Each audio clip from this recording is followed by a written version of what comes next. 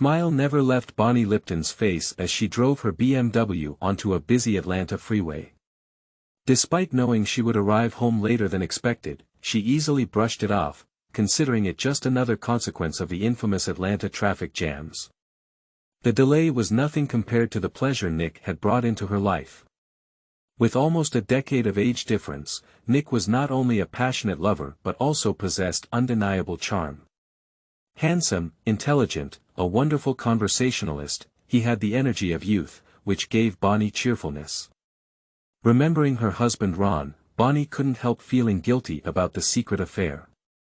At 44, Ron didn't have the stamina Nick did, but he made up for it with his experience and understanding of Bonnie's body, making their intimate life incredibly enjoyable. After meeting Nick, there was nothing better than going home and falling asleep in his arms with the realization that she had the best of both worlds. Her smile grew even wider as she moved away from Atlanta. Thoughts of Nick began to fade. Although he was fun to be with, her heart belonged to Ron and her daughter Casey. Bonnie was eager to spend more time with her loved ones. Now she felt satisfied and fulfilled in her intimate relationships. She was aware of and accepted her emotions, knowing she could now be patient and affectionate with Ron, her amazing husband. Their daughter Casey was a talented athlete and a capable student with a wide range of friends from sports teams and school clubs. Casey's friends often gathered at their house on weekends, and Bonnie enjoyed chatting with them. They seemed to admire her as a positive authority in their lives. Bonnie made sure to always be immaculately dressed. As a highly qualified specialist in architectural firm, she held a prestigious position in society, together with her husband Ron, who ran his family's thriving construction company.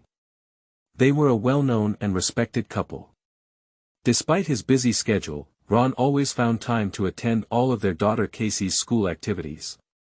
Bonnie treasured the moments when she sat next to Ron and watched their daughter shine on stage or on the field. She knew that several fathers couldn't help but look at her, but she couldn't help but notice that many mothers looked at Ron as if he were their prey. Even when Bonnie was sitting next to him, women still found a way to strike up a conversation with him and flirt. Her attractive husband didn't seem to notice all this, but Bonnie couldn't ignore it. After a long drive, Bonnie parked in the garage and discovered that her husband's pickup truck was missing. Bonnie was stunned by the unusual and unexpected situation she found herself in. After a difficult business conference and a tedious trip home, she hoped that her husband would meet her. But when she entered the empty house and went to the bedroom, she could not get rid of the feeling of anxiety that settled in her soul. It was almost time for dinner, and her family was still nowhere to be seen. Since Ron was never late at work and Casey was at school, they should have been home by now. Tomorrow was Thursday, and the thought of their absence only added to Bonnie's growing sense of unease. Bonnie unpacked her things and headed for the shower, thinking about the mysterious disappearance of Ron and Casey. She suddenly realized that her phone was turned off. It had been turned off since the previous dinner. On the way home, she was lost in her thoughts and didn't even think about why no one had tried to contact her. Perhaps Ron was upset that she hadn't called and thanked him for the night before. She had been so caught up in her emotions, fueled by Nick's presence, that she had completely forgotten about Ron. After drying her hair with a towel, she turned on her phone. Ron couldn't help but feel proud of his clever and thoughtful idea of surprising his wife. He had known about the upcoming conference in Atlanta for several months since Bonnie regularly attended them. It so happened that this particular conference coincided with the 20th anniversary of their wedding. A few weeks earlier, Ron had been offered a project to build a luxury vacation home for a family from Atlanta. After finishing a business conversation with a client, Boyd Drake, Ron felt at ease and decided to share a new idea. "Boyd, our anniversary will be on the 10th of next month. My wife will be at a conference in downtown Atlanta. I thought it would be a great surprise to treat her and her colleagues to a special dinner at one of the nearby restaurants. To make it even more memorable, I bought a pearl necklace that I would like to deliver to her table during the meal," Ron said. "My daughter could take over the organization of delivering the necklace to your wife. She is already in college and knows all the best places in the city, Boyd suggested. I have special plans for the time of my wife's return home, Ron replied.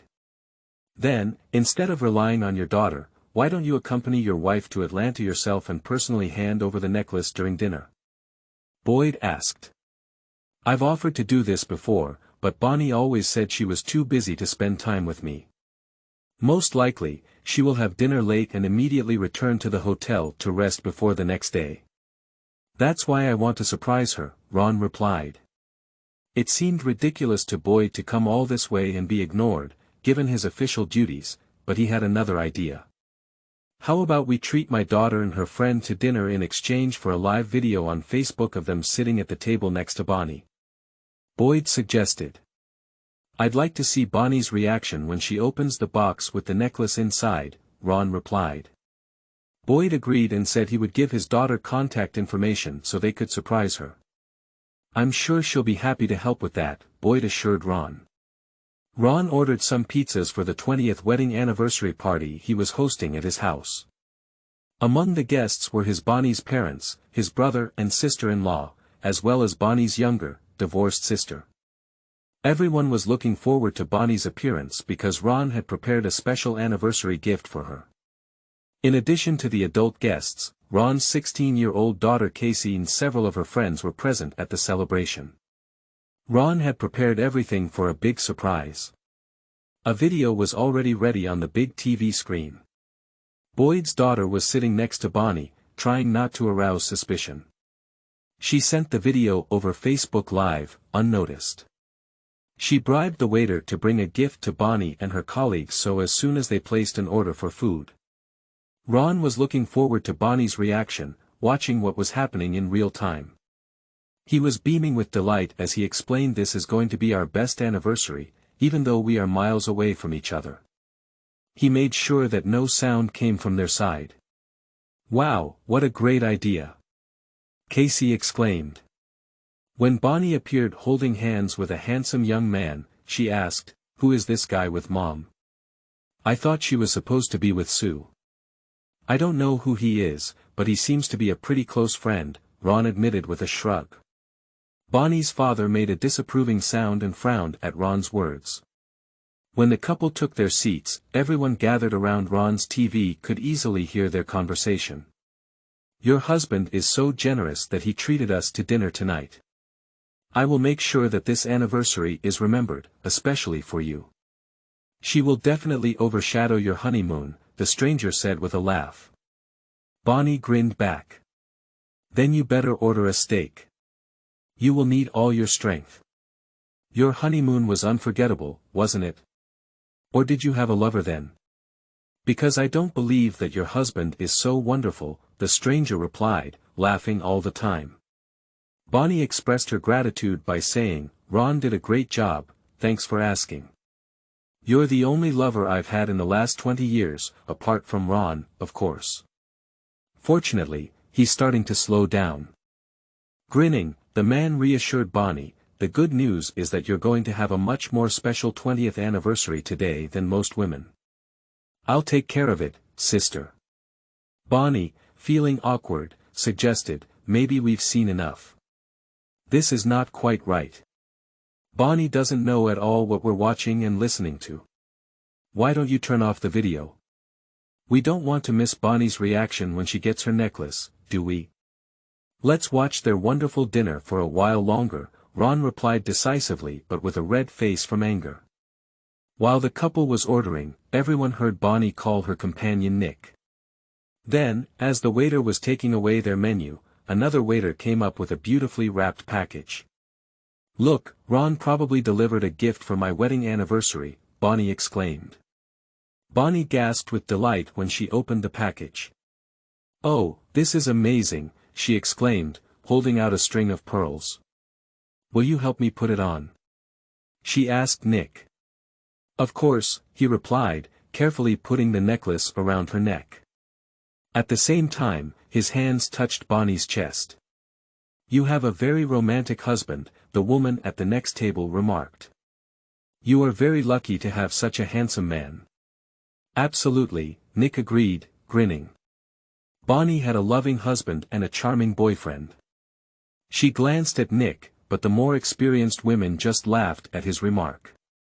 I gave you a pearl necklace yesterday, which I think suits you much better than this, Nick teased, bending down to kiss Bonnie on the lips. That's the difference between a spouse and a lover, Bonnie smiled maliciously. A girl with fiery red hair, who must have been Boyd's daughter, sadly whispered, husbands give us jewelry and lovers make promises. I can't do this anymore, she turned the phone around, her eyes filled with regret. I should have seen this coming, but I was too shocked to react. I'm sorry for everything, I'll delete it all from my phone. With a heavy heart, she stood up and said, it's time for me to leave. The TV turned off and a heavy silence reigned in the room. One of Casey's friends broke the silence with a hesitant voice, it's already quite dark. It's time to go home, I'll see you at school tomorrow. If I go at all, Casey said, her eyes filling with tears. Dad, can I go home with my friends, she asked, feeling the need to be with them at this moment. Of course, honey, we can talk about it tomorrow. Drive carefully, girls, Ron said in a hoarse whisper, his throat dry. Bonnie's mother stood at a loss, I think we misunderstood the situation. Bonnie genuinely cares about you, Ron, and she would do anything for Casey. Please don't act hastily, she said. The other guests, gathered at Ron's, shared his opinion and calmly discussed the problem. After thinking about it for a while, Ron came to a conclusion. I need time to think about everything, please give me some time to think about my next steps. You can all go now. As soon as the guests left, Ron began packing his suitcase, preparing for the upcoming trip. Meanwhile, Bonnie was overwhelmed by the flood of messages and missed calls that awaited her after she turned off her phone the night before. When she scrolled through the notifications, she was horrified. Her sister and mother demanded answers to questions about Nick and questioned her relationship with him. Accusations that she broke Ron's heart and upset Casey flooded all of her inboxes, and relatives bombarded her with a dozen messages each. Bonnie flipped through her messages, hoping to see a message from Ron but found nothing. She couldn't help but wonder how her family found out about Nick and what they really knew. Where were Ron and Casey? How did she get out of the hole she's in? It was extremely important for her to find out the extent of Ron's awareness as well as what he only suspected. Bonnie came to the conclusion that she needed to talk to her family to assess the seriousness of her situation. Taking a deep breath, she dialed her mom's number. Mom, it's me, she said, preparing for the difficult conversation ahead. Bonnie tried to stay calm and began, I completely forgot that I turned off my phone last night. I noticed that you tried to contact me. Is everything okay? Mom answered sharply, is everything okay? Oh, only if you think that losing your husband, losing your daughter, humiliating your parents, and behaving like a loose woman is the norm for you. I don't think it bothers you too much because you're happy to flaunt a gorgeous pearl necklace from your boyfriend. Bonnie retorted that Ron had given her a string of pearls for their anniversary. You take us for fools. You're a father and I understand perfectly well what you were talking about with your lover. We are already too old not to understand your hints, her mother replied. Mom, what makes you think that I would do something like that? What makes you think I have a boyfriend? Bonnie asked, feeling a knot of fear tighten inside her. Don't play games with me. I'm not stupid, his mother growled. Ron kindly invited us home to witness the grand opening of his gift for your 20th wedding anniversary. He had the foresight to book a table for you and your colleague, Sue. The scene was quite revealing as we watched everything that was happening. You mentioned that husbands give jewelry and lovers give pleasant memories, her mother said. Bonnie was stunned and asked if she had heard correctly. Ron arranged with his friend's daughter to broadcast live from her phone, she replied. He wanted us to see your delight at his gift. Then we planned to call and congratulate you on your anniversary, her mother said, and there was sadness in her voice. It looks like this could be your last anniversary, at least with Ron. Maybe when everything calms down, you can see your lover again, she added sarcastically. Mom, you know I love Ron. This other man means nothing to me. It was just a way to pass the time. These conferences were incredibly boring. Bonnie tried to justify herself. Her mother grumbled, Ron will feel much better knowing that his wife is not a cheater but just a bored housewife. Bonnie rolled her eyes at her insults. How are you going to convince Ron that he's the only man you love if you haven't even convinced me? The mother asked. It looks like I have a lot of work to do, Bonnie replied, looking at her with disdain. That man is the most disgusting thing I've ever seen, the mother said coldly. Bonnie doubted that Ron found the situation any better after talking to her mother.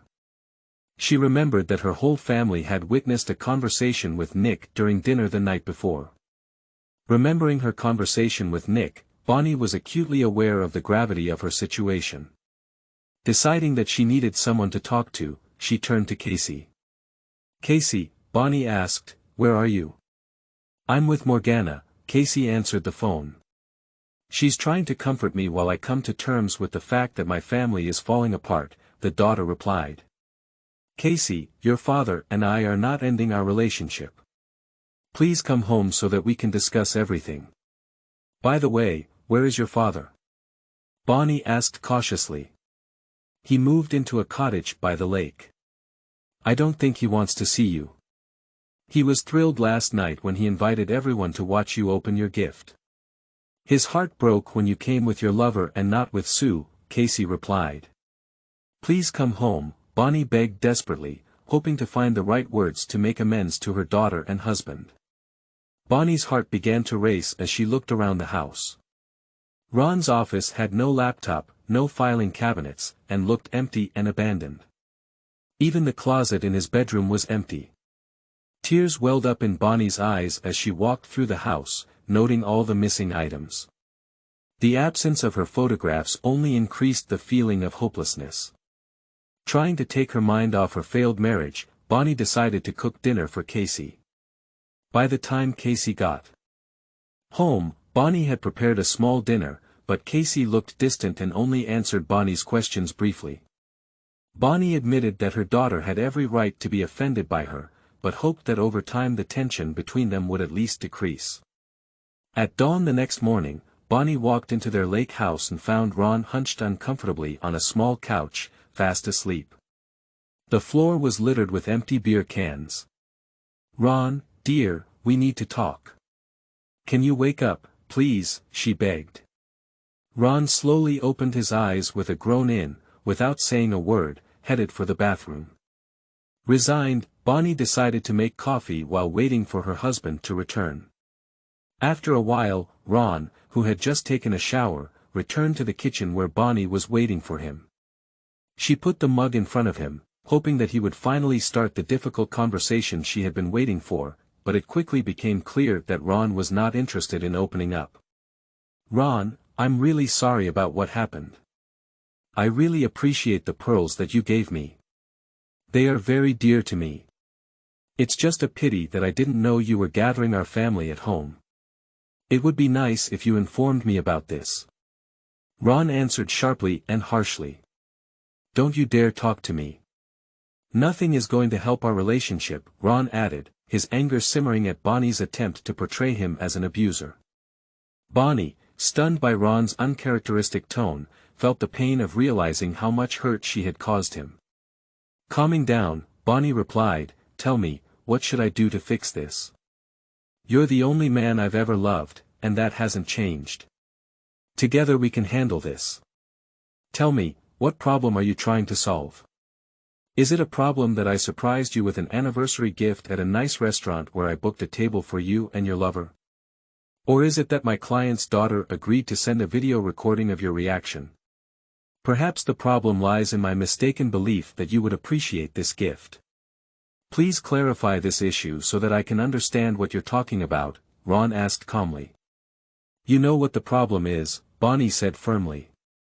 Why do you think this is a problem? Ron asked. You know perfectly well why this is a problem. At first, I told you I was going to dinner with Sue, but I ended up going with Nick. You overheard our conversation and found out that we slept together. That's the problem we need to solve, Bonnie replied desperately. So, the problem is that I, like your whole family, overheard your conversation. Ron asked to clarify the situation, or maybe the problem is that you're getting into relationships with other men. Ron persisted in asking questions. Bonnie's cheeks turned red when she realized that defensiveness wasn't helping her. I tried to take care of you on our anniversary. You didn't do anything to deserve this. Now explain why you've been cheating for so long, and with how many men is Casey my biological daughter? Ron asked. Maybe your father was a postman, Ron asked sarcastically. Bonnie, clearly taken aback, replied, there's no reason to be rude or offensive. Casey is definitely your daughter.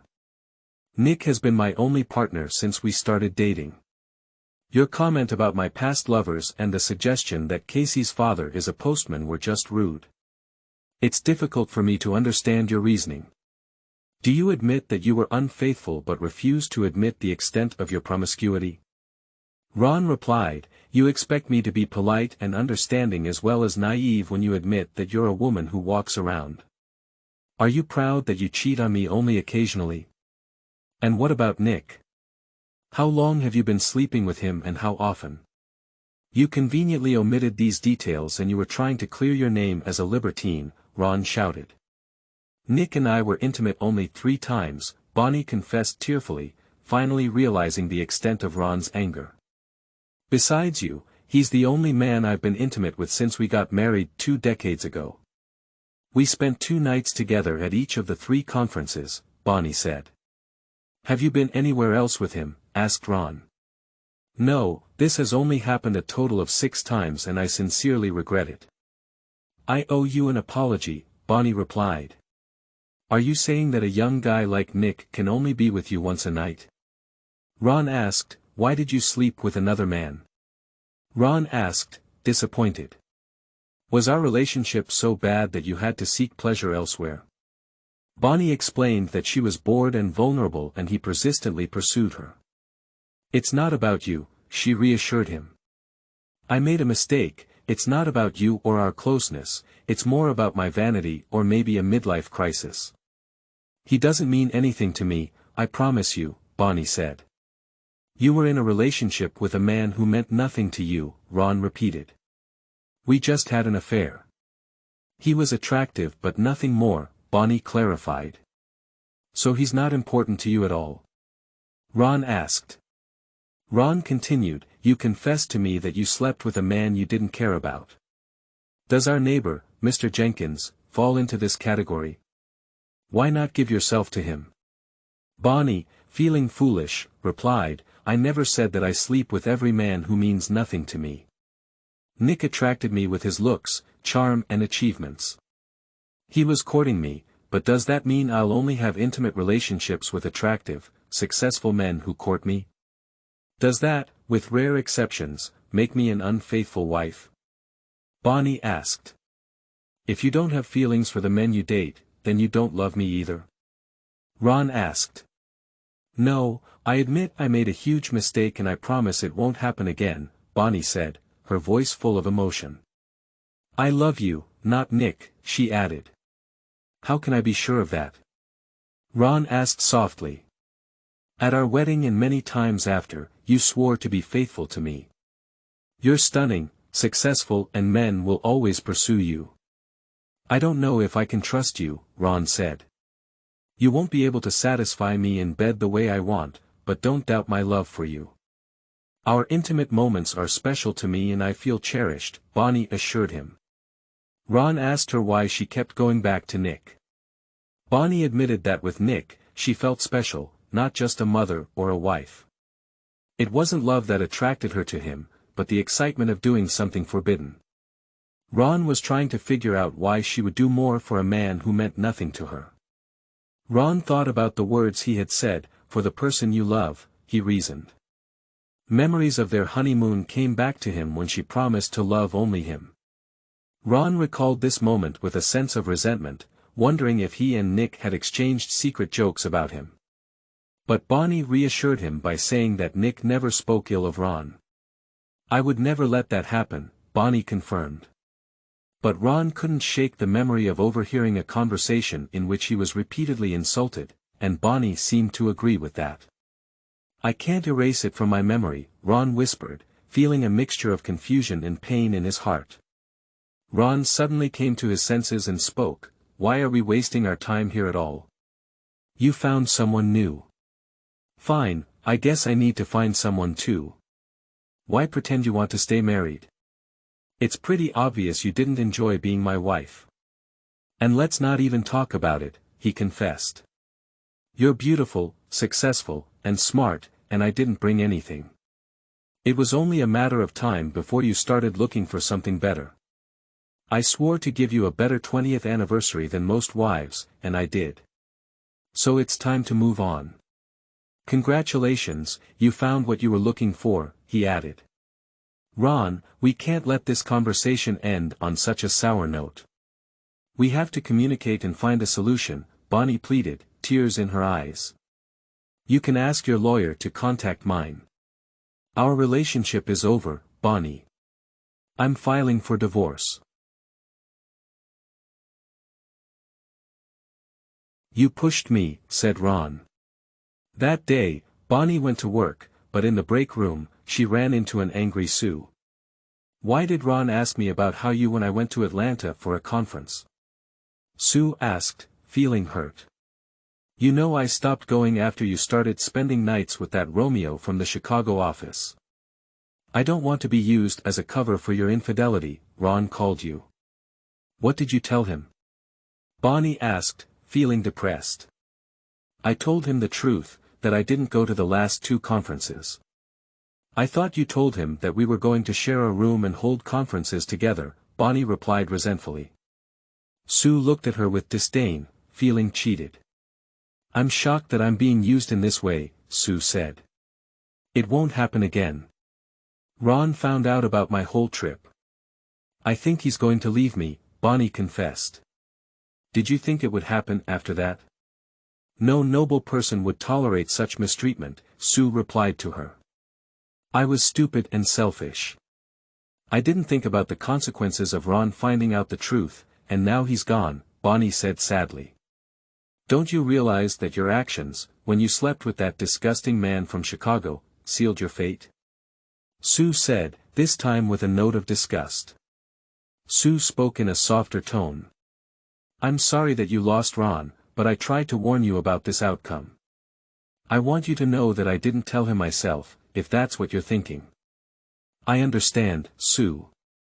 I owe you an apology. I took advantage of our friendship. I'm sorry I didn't take your advice, but I thought I knew better." "Ron deserves better than me," Bonnie replied. After learning about Bonnie's infidelity, Ron decided to take a day off from work. He decided to move all his belongings to the lake house before Bonnie returned. He didn't want to listen to her excuses and apologies for her betrayal. The thought of having to live without Bonnie saddened him, but he couldn't accept her callous disregard for his emotions and indifference to loyalty and respect. Her unexpected appearance the next day only underlined the huge emotional distance between them. She offered no explanation that would help him forgive her infidelity. The day after meeting with the lawyer, he was preparing to leave the office to meet with the divorce lawyer when a new letter appeared in his mailbox. It was from Bonnie. A wave of indecision swept over him. He wondered whether to read this letter or just delete it. After some internal reflection, he decided to open the letter. Bonnie, in her usual direct manner, had already answered the question. When he read her message, he was overcome by a feeling of despair. "Ron, I know I screwed up a lot this time," she wrote. "I made the mistake of thinking that I could hide my actions from you and that they would not hurt you. I was stupid to think that lying and cheating wouldn't affect our marriage. You deserve honesty and respect. I am truly sorry and I hope that you will find the strength in your heart to forgive me. I will not interfere with the decisions you make regarding our marriage. I love you and I want the best for you. You are a wonderful man, husband, and father. I take full responsibility for what happened. I admit the truth, although I regret the harm I have caused to our relationship. Despite all the doubts, my love for you remains unshakable. Bonnie's words of confession and her sincere request for forgiveness deeply affected Ron. It was typical of her to take responsibility for her mistakes. By thinking about the situation, she was an unwavering woman who made high demands on herself and others. Ron was overwhelmed with grief and did not consider it necessary to reply to her letter. Ever since Bonnie showed up at Ron's lake house that morning, Casey had been the only one who could say anything to Ron. On Friday afternoon, Casey informed Bonnie that she would spend the weekend at her father's cabin and Ron would bring her home on Sunday evening. Bonnie realized that had become the new normal for her. The weekend passed in agony as she reflected on the mess she had made in her life and didn't know how to fix it. Had she done irreparable damage to her once happy marriage? When Casey returned home on Sunday evening, she looked depressed. Dad wants a divorce. He can't bear to be with a woman who no longer respects him. I saw him crying several times over the weekend, which had never happened before. Do you understand the pain you caused him? Casey informed her, feeling the full weight of her actions. Bonnie couldn't help but wonder if her lover was really better than her husband. I never meant to offend your father. No one can compare to him, Bonnie said softly. It was a serious mistake and I am very sorry. Your father is really the most wonderful person I have ever known. Please forgive us both for our doubts, Bonnie said. Casey's tone was accusatory. This isn't the first time you've met this man, is it? You've been hiding this from us for years. Bonnie realized that she could no longer maintain this facade. I slept with him at 3 previous conferences. It was a mistake and I deeply regret it. I'm sorry. I was wrong. Is that all you want to say, Mom? You betrayed your father in the most terrible way. Didn't you promise to be faithful when you married him? Did you secretly hope that it wouldn't matter? Casey said angrily. I understand that you're upset with me, but I'm even more upset with myself, Bonnie said. Dad is a wonderful man and a wonderful father, you know. Casey almost screamed that I have done does not reflect. My attitude towards him was a mistake.